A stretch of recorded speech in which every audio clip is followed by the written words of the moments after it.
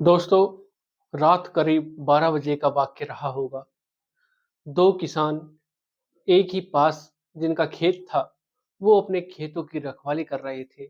आवारा पशुओं से, जंगली सूअरों से खेतों की रखवाली कर रहे थे। तभी समय 12 बजे के आस-पास की ये बात है कि उनको बच्चे के रोने की आवाज़ सुनाई देती है। एक किसान दूसरे किसान से कहता है कि भैया, क्या तुमको भी किसी अजीब-सी आवाज़ आ रही है? किसी बच्चे के रोने की आवाज़ आ रही है? वो कहता है कि हाँ, मुझे तो आ रही है। वो कहते हैं कि चलो चलकर देखते हैं। तो दूसरा किसान कहता है कि क्या पता कोई छलावा हो, जो हमें वहाँ अपने पास बुलाने चाह रहा हो। तो दूसरा किसान कहता है कि फिर भी एक बार देख लेते हैं। और जब वो किसान थोड़े से आगे को चलते हैं, तभी आवाज़ और तेज़ हो जाती है। किसी के चिल्लाने की आवाज़ आती है, बच्चे के रोने की आवाज़ आती है और घुंघरूओं की आवाज़ आती है। वो दोनों किसान डर जाते हैं और अपने खेत पर वापस आ जाते हैं। और दोस्तों, उसके बाद जो खुलासा होता है कि वहाँ कौन था, क्या हुआ, तो उन जो किसान थे, वो भी आश्चर्यचकित हो जाते हैं। सोचते हैं कि अगर हम वहाँ पर चले जाते, तो ये ऐसा नहीं होता।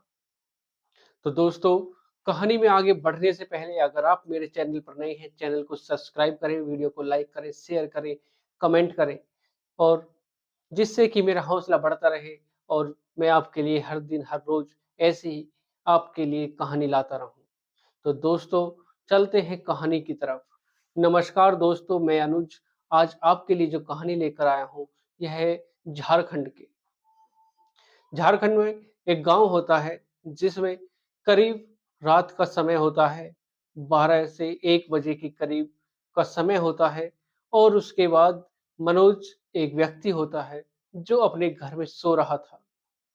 उसके बाद जब वो सो रहा था तो उसको आवाज़ आती है कि कोई उसका दरवाज़ा खटखटा रहा है। जब दरवाज़ा की खटखटाने की आवाज़ आती है तो उसकी आँखें खुलती हैं और लाइट आ नहीं रही थी, घर में अंधेरा था, वो अंधेरा हो रहा था, तो वो सोचता है कि क्या करूँ? और वो फिर अपने मोबाइल की लाइट जलाता है और जैसे ही दरवाज़े पर पहुँचता है, दरवाज़े को खोलता है, तो एकदम वो अपना दरवाज़ा बंद कर लेता है और उसकी आवाज़ निकल जाती है, चीख निकल जाती है, वो इतना डर जाता है और जब वो अपने घर के एक जंगले से देखता है, तो लाइट जलाकर देखता है मोबाइल की, तो वो देखता है कि एक कोई स्त्री बिल्कुल नग्न अवस्था में है और वो सोचता है कि कोई भूत है, छलावा है, जो हमारे घर पर आ चुका है।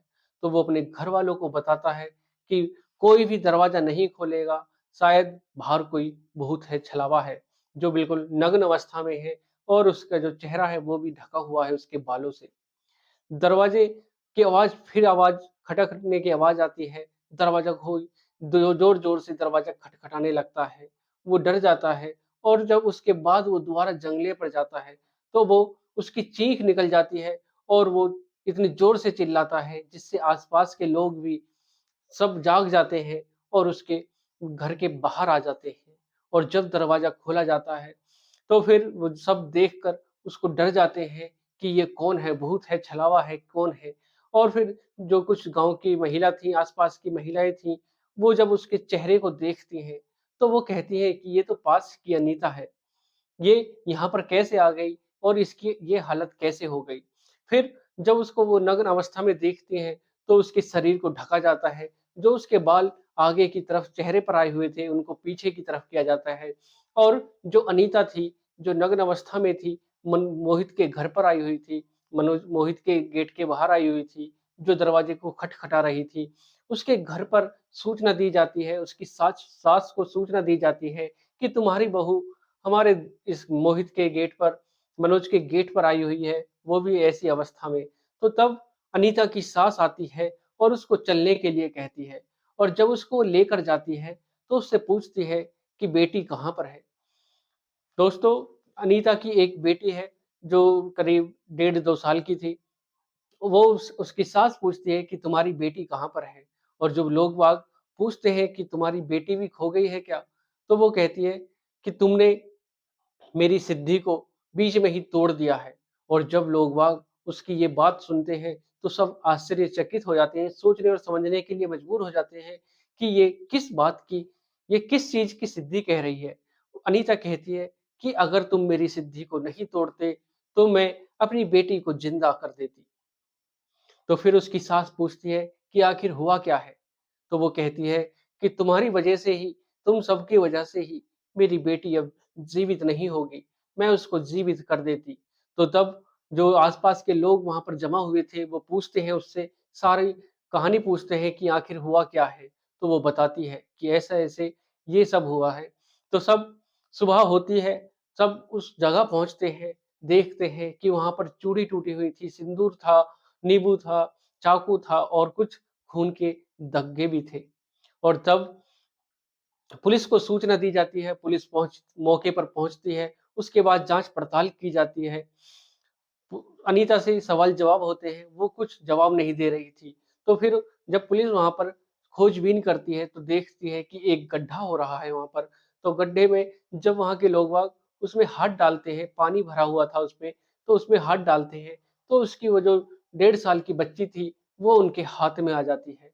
और जब वो देखते हैं कि उसका जो कलेजा है, वो बीच में से छाती उसकी चीरी हुई थी, उसमें चीरा लगा हुआ था और उसका कलेजा भी उसमें नहीं था। तो तब अनीता से पूछताछ की जाती है और पुलिस उस बच्ची के शव को पोस्टमार्टम के लिए भेज देती है। तो जब रिपोर्ट आती है तो उसमें पता चलता है कि उसका जो कलेजा है वो निकाल दिया गया है। तब अनीता से पूछताछ की जाती है। हालाँकि मीडिया रिपोर्ट का जो कहना है वो ये है कि शायद उस अनीता ने अपनी बेटी के कलेजे को खा लिया है। तो फिर अनीता जब कुछ सवाल के जवाब नहीं दे पाती है, तो उसकी सास से पूछा जाता है कि आखिर माजरा क्या है, हुआ क्या था? तब उसकी सास बताती है कि 12 नवंबर की बात है जब मैंने अनीता से कहा कि मैं खेत पर जा रही हूँ, तुम भी चलो खेत पर चलते हैं। तो अनीता ने कहा कि नहीं मुझे बाज़ार जाना है, मुझे कुछ खरीद कर सामान लाना है। और वो अपनी 1.5 साल की बच्ची को अपनी गोद में लेती है और बाज़ार के लिए रवाना हो जाती है।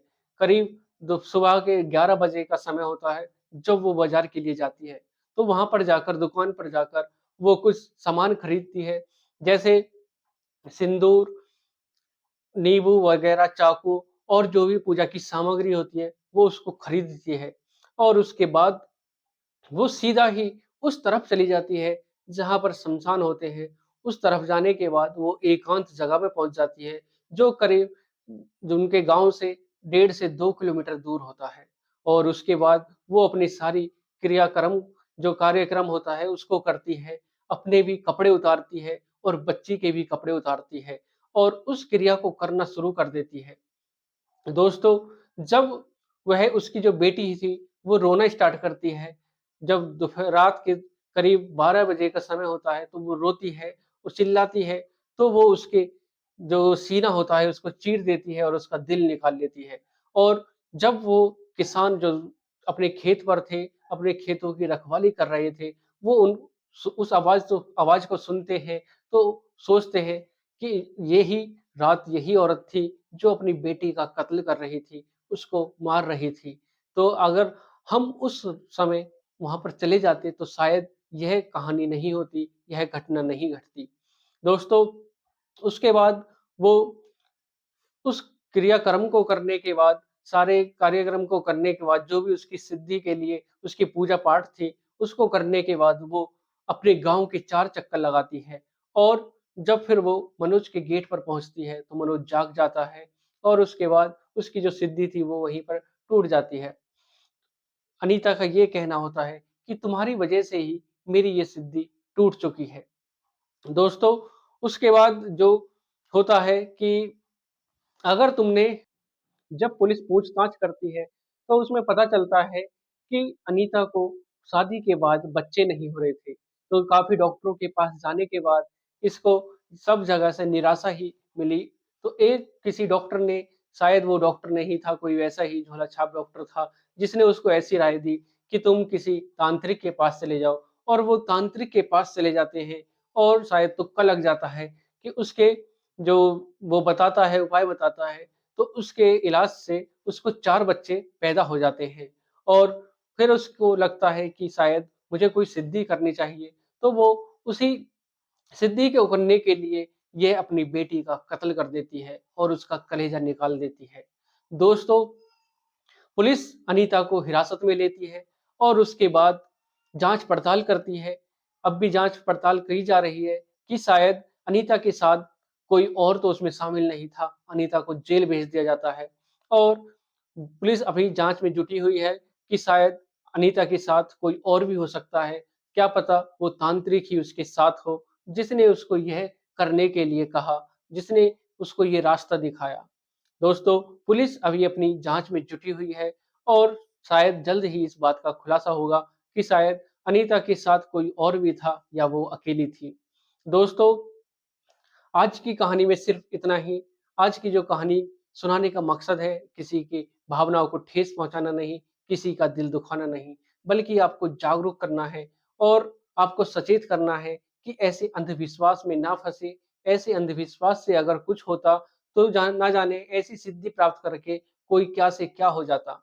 दोस्तों, उसके बाद जो पुलिस थी वहां पर, पुलिस एक अभियान चलाती है ऐसे ही जागरूक करने का और अपने जो आसपास के गांव होते हैं उनमें जागरूक अभियान चलाया जाता है, जो कि ऐसे तांत्रिक भूत पिशाच के बहकावे में ना आए और इनसे दूर ही रहें, इनसे दूरी बनाकर रखें, जिससे कि किसी का घर बर्बाद ना हो, किसी ऐसे मासूम की जान ना जाए। तो दोस्तों, अगर आपको ये घटना थोड़ी भी समझ में आई हो तो ऐसे तांत्रिक से दूर रहें और ऐसे बहकावे में ना आए। तो दोस्तों, अगर आपको ये वीडियो अच्छी लगी हो, वीडियो को लाइक करें, शेयर करें, कमेंट करें और बेल आइकन जरूर दबाएं, जिससे कि मेरे आने वाली हर एक वीडियो आप तक पहुंच सके और आप इसी प्रकार क्राइम से रूबरू हो सके और आप जागरूक हो सके। तो दोस्तों, आज के लिए सिर्फ इतना ही। नमस्कार। जय श्री श्याम।